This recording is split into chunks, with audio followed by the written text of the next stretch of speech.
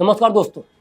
जब वादों में रेवड़ी डिस्ट्रीब्यूशन की बू आने लगे तो समझिए कहीं झोल है और कुछ ऐसा ही हो रहा है कर्नाटक में। अब अनुसूचित जाति और अनुसूचित जनजाति के लिए आवंटित फंड के साथ हेर-फेर करने के कांग्रेस पर आरोप लग रहे हैं। जो पैसा राज्य के दलित और आदिवासी समुदाय के कल्याण के लिए दिया जाने वाला था, उसे अब कांग्रेस सरकार चुनावी गारंटियों को पूरा करने पर लगा रही है, ऐसा आरोप है। जानकारी के लिए बता दूं कि कांग्रेस 2023 के विधानसभा चुनाव में 5 गारंटियों वाले वादे की थी।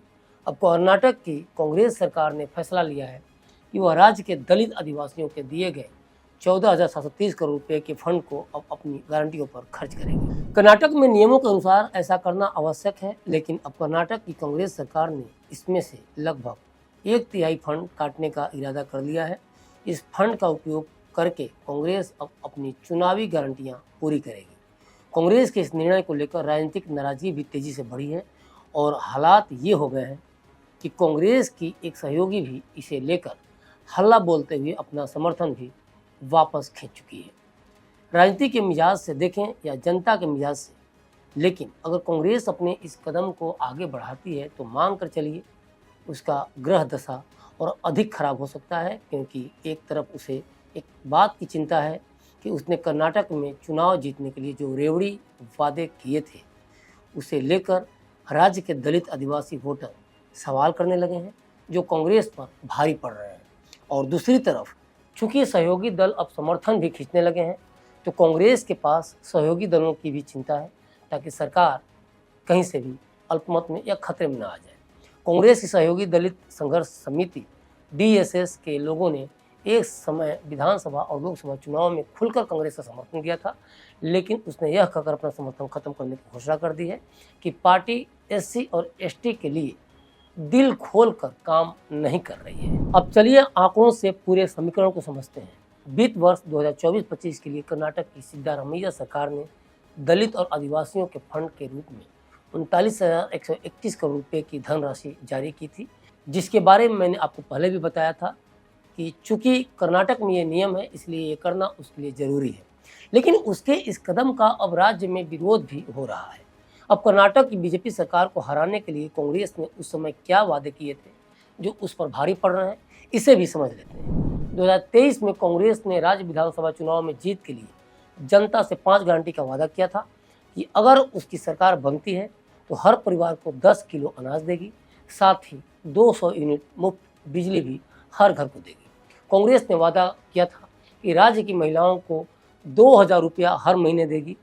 इन वादों के अलावा कांग्रेस ने महिलाओं को मुफ्त बस यात्रा, राज्य के बेरोजगार युवाओं को भी 1,500 रुपये देने का भी वादा किया था। हाल ही में CAG की 2022-23 फाइनेंस रिपोर्ट विधानसभा में पेश की गई थी, जिसमें इस बात का खुलासा हुआ कि कर्नाटक सरकार ने विभिन्न संस्थाओं को दिए गए 10,000 करोड़ रुपये से अधिक के पुराने कर्ज की वसूली नहीं की है।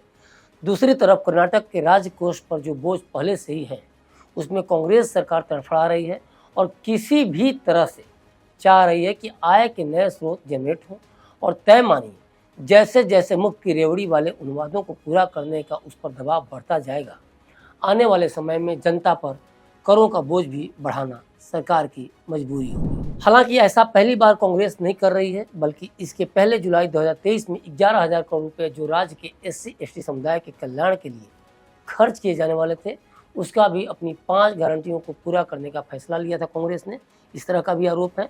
विपक्षी नेताओं का यहाँ तक कहना है कि कांग्रेस सरकार ने 3900 करोड़ रुपये ज़्यादा दिया और 14,283 करोड़ रुपये गारंटियों के लिए डाइवर्ट कर दिया। बड़ा सवाल है कि कांग्रेस ने अपनी गारंटियों या मुफ्त की रेवड़ियाँ बांटने से पहले राज्य के पास आय के स्रोत या बजट को भी ध्यान में रखा था, या फिर सिर्फ सत्ता की कुर्सी के लिए वादे करके अपनी गारंटियों को पूरा करने के लिए राज्य के बजट को झोंक दिया। क्या कांग्रेस ने इस बात पर ध्यान दिया कि अगर बजट का पैसा उसके वादों या रेवड़ियों पर खर्च कर दिया जाएगा तो राज्य का चहुमुखी विकास के लिए कहां से पैसे आएंगे? अगर 2023-24 के ही आंकड़ों को ले लें तो 39,825 करोड़ रुपए 5 चुनावी गारंटियों पर खर्च किया गया था, जो कि कर्नाटक के 2023-24 के बजट का लगभग 17% बैठता था। वित्त वर्ष 2024-25 के लिए पेश किए गए बजट में कर्नाटक ने इन 5 चुनावी गारंटियों पर 52,000 करोड़ रुपए खर्च करने की योजना बनाई है। कांग्रेस के इस फैसले पर राजनीति भी शुरू हो चुकी है। आरोप लग रहे हैं कि कांग्रेस दलित विरोधी है। कर्नाटक विधानसभा में नेता प्रतिपक्ष आर अशोका का कहना है कि दलित विरोधी कांग्रेस सरकार ने अनुसूचित जाति और अनुसूचित जनजाति समुदायों के विकास के लिए निर्धारित 14,730 करोड़ रुपए की राशि को अपनी गारंटी योजनाओं के लिए इस्तेमाल करने का निर्णय लिया है। वे कहते हैं कि सामाजिक न्याय के स्वयंभू चैंपियन सीएम आपने वाल्मीकि एसटी कल्याण बोर्ड में दलितों की 187 करोड़ रुपए लूट लिए। अब आप दलितों के विकास के लिए निर्धारित 14,730 करोड़ की राशि को गारंटियों के लिए इस्तेमाल कर रहे हैं। क्या आपको सत्ता के लालच में दलितों को लूटने में शर्म नहीं आती?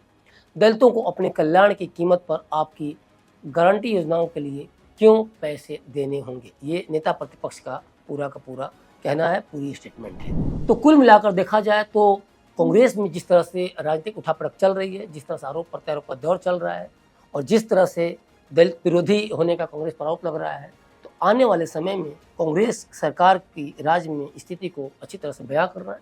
फिलहाल अभी तक के लिए इतना ही। देखते रहिए क्लिक इंडिया और मुझे दीजिए इजाज़त। शुक्रिया।